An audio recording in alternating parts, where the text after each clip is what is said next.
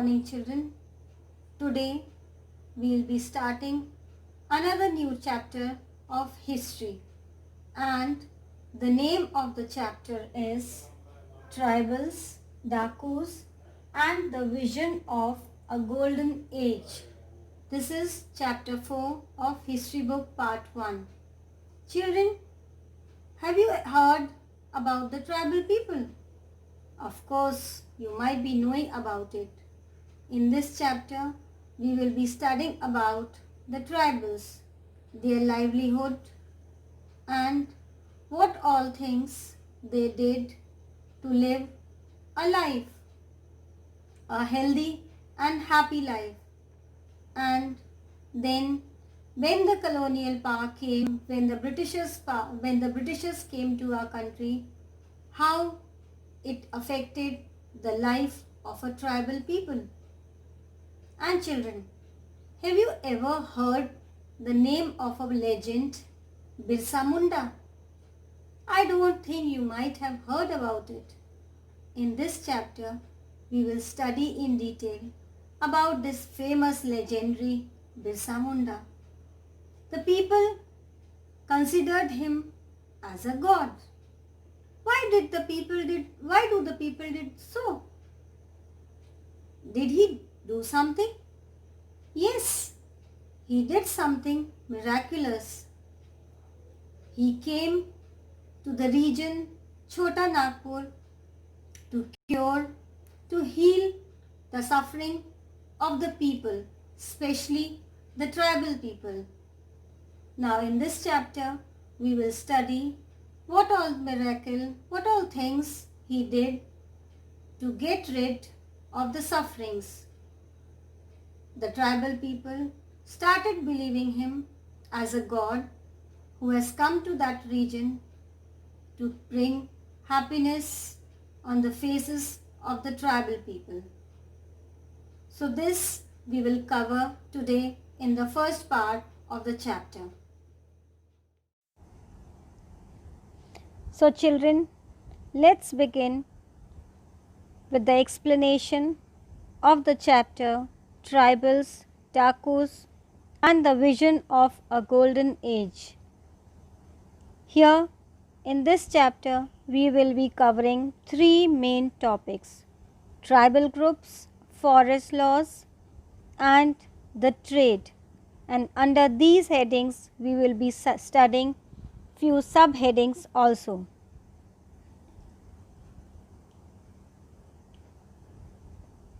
So let's start by asking few questions. What problems did Birsa set out to solve? Who were the outsiders? How did they enslave the people of this area? What was happening to the forest people under the British? How did it change their lives?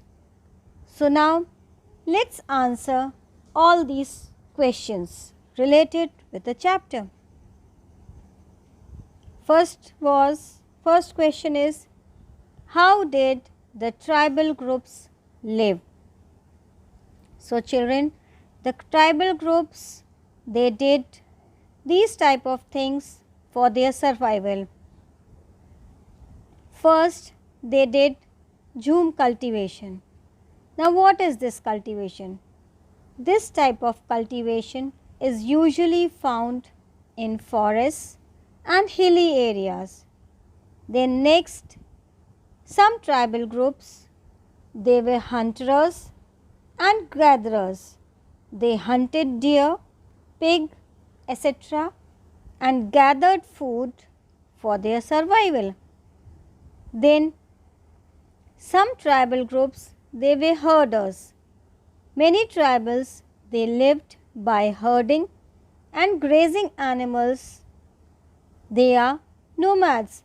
That is, they moved from place to place along with their cattle. They searched for the grazing grounds and they settled, and finally they started moving to another place.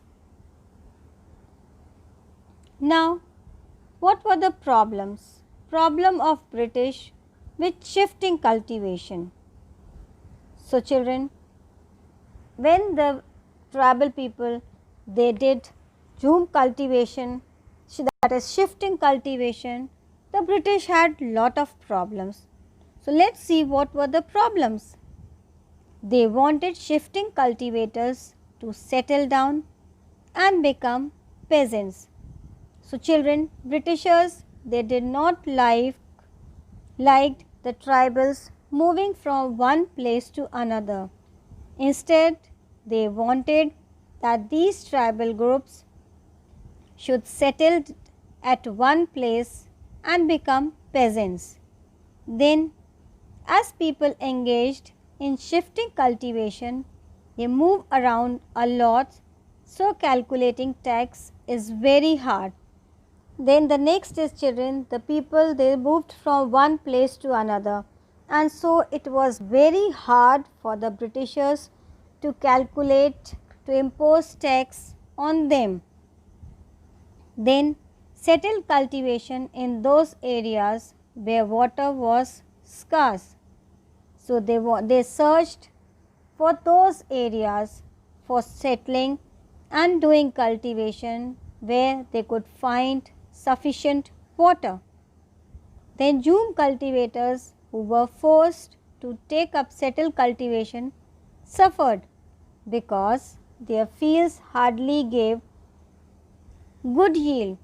So children who were Zoom cultivators, they were forced by the Britishers to take up the settled cultivation, that is to settle at one place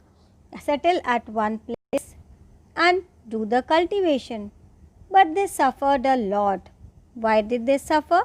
Because their fields did not give the proper cultivation, the proper production of the food grains, and so they were not able to give the proper taxes, and that too in time. This is the shifting cultivation children. The people, the tribals, they did the cultivation at one place, settled there, and when the one production is over, one yield is over, they harvested the crops, they collected the crops, they sold it in the market, and they moved on to another place and settled there for cultivation. So this is the meaning of shifting cultivation.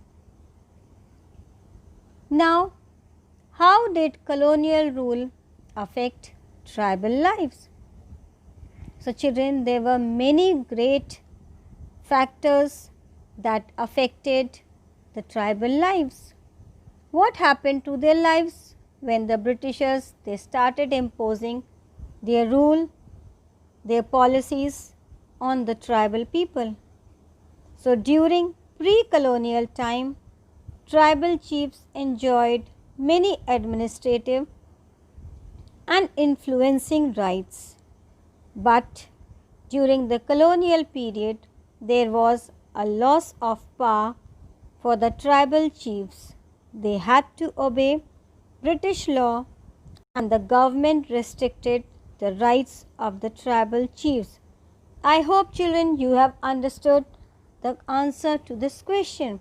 Before the Britishers came, the tribal chiefs, that is the chief, the head of the tribal groups, they enjoyed many administrative and influencing rights, which means that they had their own administrative policies, their own rights. But when the colonial period came, when the Britishers came, there was a loss, the decline of power of the tribal chiefs, and instead they had to obey British laws, and the government restricted, prohibited the rights of the tribal chiefs. So whatever rights they enjoyed before, all they were taken back, and they have to follow all the policies and the rules and the regulations imposed to them by the British government. So what happened? So finally, what happened to the shifting cultivators? They wanted the tribals to settle down. So now the Britishers, they wanted the tribals to settle down at one place. The British government wanted tax. Therefore, they wanted tribals to settle down as it is easier to calculate tax. So, what was the policy of the Britishers? They wanted to collect the tax from the tribals, and when they moved from one place to another, it was very difficult for the British government to collect the tax from them. So, they forced the British tribals to settle down at one place, as it was quite easy to collect and calculate the tax. Settled cultivation was not successful where water is scarce and soil is dry. So, children, in the beginning, the settled cultivation, it wasn't successful. Why it wasn't successful? Because they were forced to settle at that place where water is scanty, less water, and the soil is also not proper, not fertile for the cultivation.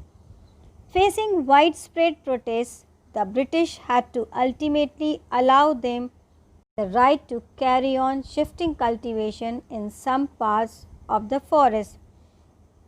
Now, children, when the Britishers found that they were not able to do the cultivation at settling at one place, and they were not able to pay the taxes on time, then the Britishers finally allowed them to carry on shifting cultivation, that is moving from one place to another in some parts of the forest for the cultivation purposes. So, children, this is all for today. So today we have studied about the life of the tribal people, how they cultivated the things, they moved from one place to another, and what all things they did, what all work they did to live a life, to earn the money, and how happily they were living before the colonial times, before the colonial period. Then as the colonial power came to the country, they started facing so many difficulties, and different types of taxes were imposed upon them. So, when the Britishers came, when the colonial power came, they had to face a lot of problems, and they started living a struggle life.